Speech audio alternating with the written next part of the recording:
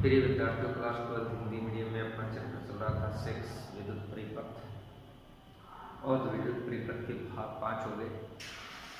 विद्युत परिपथ के भाग 5 में अपना ने टॉपिक पढ़ा था विभवमापी का सिद्धांत। आज के इस क्लास में, आज के इस वीडियो में विद्युत परिपथ के भाग 6 में अपन पढ़ेंगे विभवमापी का मानकीकरण। विभव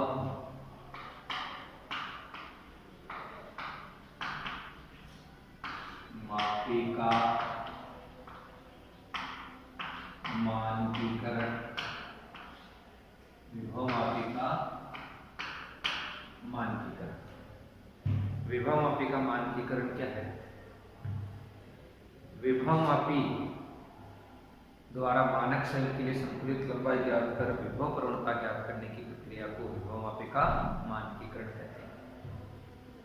मानक विभवमापी को मानक सेल के लिए संतुलित लंबाई ज्ञात कर विभव प्रवणता ज्ञात करने की प्रक्रिया को विभवमापी का मानकीकरण कहते हैं। मानक सेल के रूप में दो सेल काम में लिए जाते हैं। साधारण प्रयोगों के लिए डैनियल सेल और अच्छे प्रयोगों के लिए कैडमियम सेल। कैडमियम सेल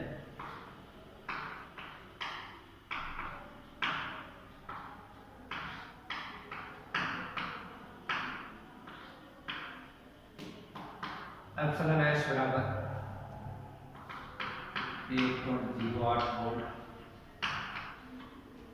और 1.0186 और साधारण प्रयोग के लिए डैनियल सेल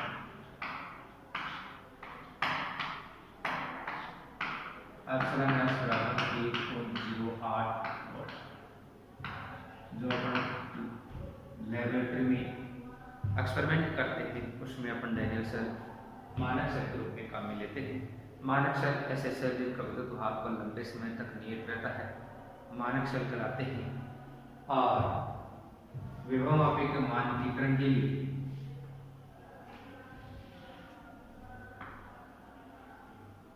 ये बिंदु ये बिंदु बी,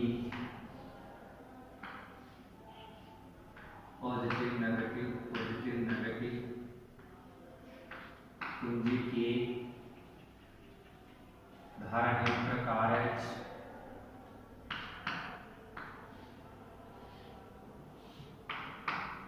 केवल संचायक सेल एप्सिलॉन P।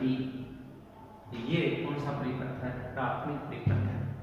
प्राथमिक परिपथ में संचायक सेल एप्सिलॉन P, कुंजी केवल, धारा नियंत्रक RH तीनों को श्रेणी क्रम में जोड़कर विभवमापी तार EB के साथ श्रेणी क्रम में संयोजित कर दिया जाता है। और द्वितीयक परिपथ में मानक सेल के धनात्मक को विभवमापी के उच्च विभव बिंदु A से तथा ऋणात्मक को धारामापी से संयोजित कर दिया जाता है। ऋणात्मक को किससे संयोजित कर दिया जाता है? धारामापी से संयोजित कर दिया जाता है। ये एप्सिलॉन एस कुंजी केवल में क्या लगा दी जाती है? डॉट लगा दी जाती है। तो प्राथमिक परिपथ में धारा का प्रवाह होता है। ठीक है। सर्वप्रथम विसर्पित कुंजी को बिंदु A के पास स्पर्श कराते हैं और फिर विसर्पित कुंजी को A से हटाकर बिंदु B के पास स्पर्श कराते हैं। दोनों स्थिति में विक्षेप एक दूसरे के विपरीत होता है तो संयोजन सही है। और फिर विसर्पित कुंजी को बिंदु A से चलाना प्रारंभ करते हैं और तार AB पर एक बिंदु C ऐसा प्राप्त करते हैं जिस पर धारामापी में विक्षेप का मान शून्य प्राप्त हो जाए। उसे क्या कहते हैं? संतुलन बिंदु कहते हैं। मान लीजिए संतुलित लंबाई A सिरे से L दूरी पर प्राप्त होती है, L से B की दूरी पर प्राप्त होती है। तो विभवमापी सिद्धांत से विभवमापी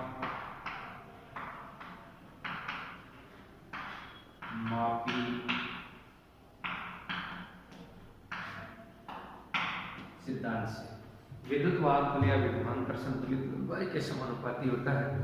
तो एप्सिलॉन एस समानुपाती एल, एप्सिलॉन एस बराबर एक्स एल, और एक्स में ज्ञात करना है तो एक्स बराबर epsilon S by L. Epsilon S का मान क्या हो गया 1.08, संतुलित लंबाई एल हो गई, और एल जो अपन नापेंगे इसका मान 1.08 आएगा, लंबाई का मान आ जाएगा, तो एक्स का मान ज्ञात हो जाएगा। इस प्रकार से विभव प्रवणता ज्ञात हो जाती है। इस प्रकार से क्या ज्ञात हो जाती है? विभव प्रवणता ज्ञात हो जाती है। विभव मापी की सुखाई का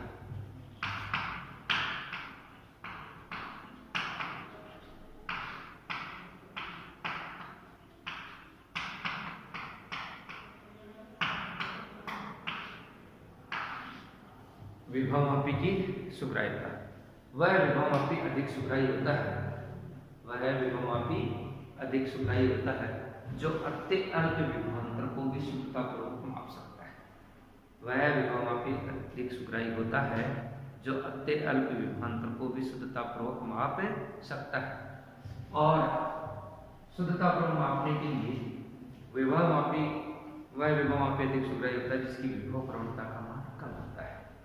विभव प्रवणता का मान कम होता है वह विभवमापी अधिक सुग्राही कहलाता है। अब विभव प्रवणता कम प्राप्त करने के लिए क्या होना चाहिए? संतुलित लंबाई अधिक होनी चाहिए। तो विभवमापी की सुग्राह्यता बढ़ाने के लिए विभवमापी तार पर संतुलित लंबाई अधिक प्राप्त करनी चाहिए। संतुलित लंबाई अधिक प्राप्त होगी तो विभव प्रवणता का मान कम होगा, और विभव प्रवणता जितनी कम होगी विभवमापी उतना ही अधिक सुग्राही होगा। इसलिए क्या है, प्रश्न आ जाता है कि विभवमापी तार की लंबाई 10 मीटर क्यों ली जाती है? इसलिए ली जाती है कि जितनी अधिक लंबाई होगी विभवमापी उतना ही अधिक सुग्राही होगा, और विभवमापी जितना सुग्राही होगा वह लंबाई जितनी ज्यादा होगी विभव प्रवणता उतनी कम होगी, और विभव प्रवणता जितनी कम होगी विभवमापी की सुग्राह्यता उतनी ही अधिक होगी। दूसरा तरीका क्या है? पढ़ा था अपने x बराबर आई रो बाई। धारा के मान को कम करके भी विभव प्रवणता को कम किया जा सकता है। धारा के मान को कम करके भी विभव प्रवणता को क्या किया जा सकता है? कम किया जा सकता है। लेकिन धारा कम होते ही विभवमापी तार के बीच के सिरों पर उत्पन्न विभवांतर भी कम हो जाएगा, जिससे विभवमापी द्वारा मापे जाने वाले विभव की प्रास घट जाएगी। इसलिए धारा को कम करने से x तो कम हो जाएगा, लेकिन उसके साथ साथ विभवांतर भी कम हो जाएगा और मापे जाने वाले विभव की प्रास घट जाएगी।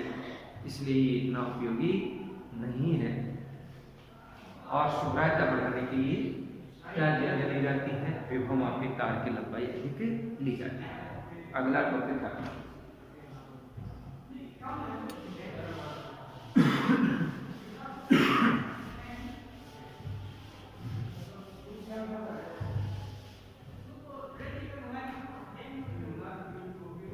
विभवमापी द्वारा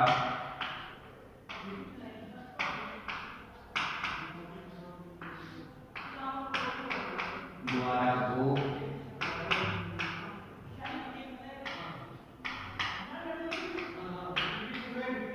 प्राथमिक सैलों, विभवमापी द्वारा दो प्राथमिक सैलों की विद्युत वाहक बलों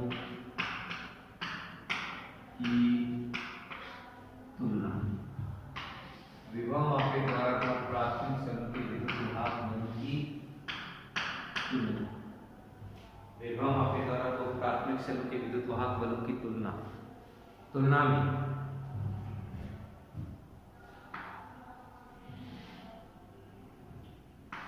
A, ये B,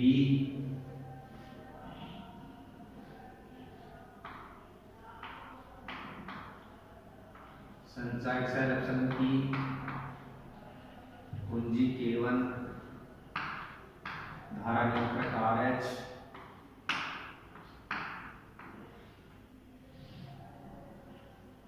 या ये प्राथमिक परिपथ संचायक सेल एप्सिलॉन की कुंजी K1 धारा नियंत्रक RH तीनों को श्रेणी क्रम में जोड़कर विभवमापी के बिंदु A व B के मध्य संयुक्त कर दिया जाता है।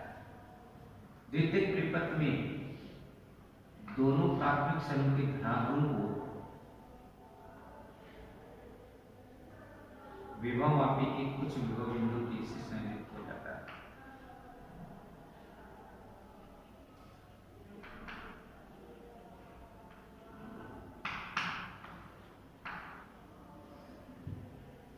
ये एप्सिलॉन 2 दोनों समूह के ऋणात्मक को द्विमार्गी कुंजी के बिंदु अक्ष तथा Z से संयुक्त कर दिया जाता है। द्विमार्गी कुंजी के मध्य बिंदु को धारामापी से संयोजित कर विसर्पी कुंजी J से संयोजित कर दिया जाता है। धारामापी से संयोजित कर विसर्पी कुंजी J से संयोजित कर दिया जाता है। ये परिपथ रचना में क्या है? प्राथमिक परिपथ में संचायक सेल एप्सिलॉन P कुंजी K1 धारा नियंत्रक RH तीनों को श्रेणी क्रम में जोड़कर विभवमापी के तार AB के साथ श्रेणी क्रम में संयोजित कर दिया जाता है। द्वितीयक परिपथ में दोनों प्राथमिक समूह के धनात्मकों को विभवमापी के उस विभव बिंदु K से ऋणात्मकों को द्विमार्गी कुंजी के बिंदु अक्ष व Z से संयोजित करते हैं। द्विमार्गी कुंजी के मध्य बिंदु Y को धारामापी से संयोजित करके विसर्पी कुंजी J से संयोजित कर दिया जाता है। कार्य प्रणाली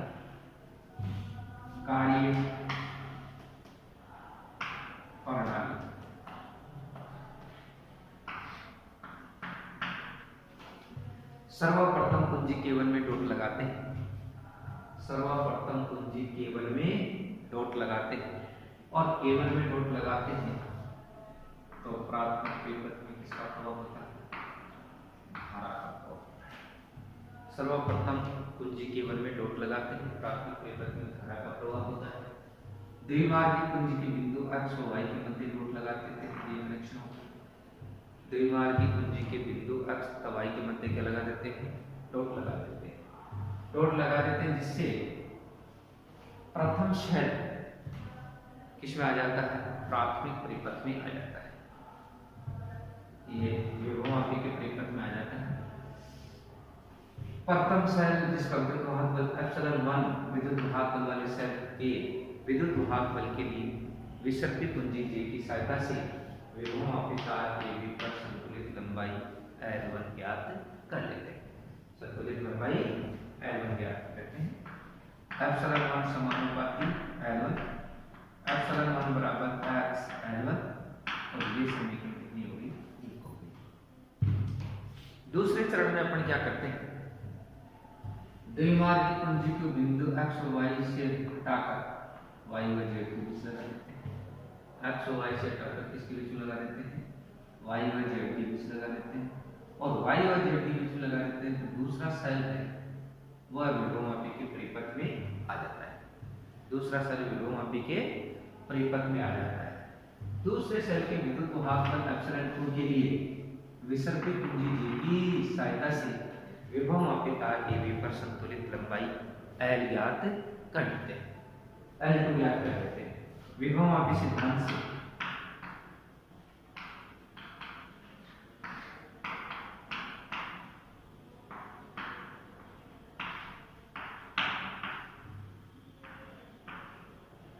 एप्सिलॉन 2 समानुपाती L2, एप्सिलॉन 2 बराबर L2।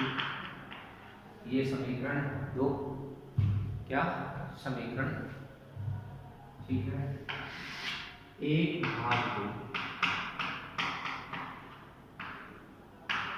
एप्सिलॉन 1 अनुपात एप्सिलॉन 2 बराबर x से x कैंसिल हो गया, L1 अनुपात L2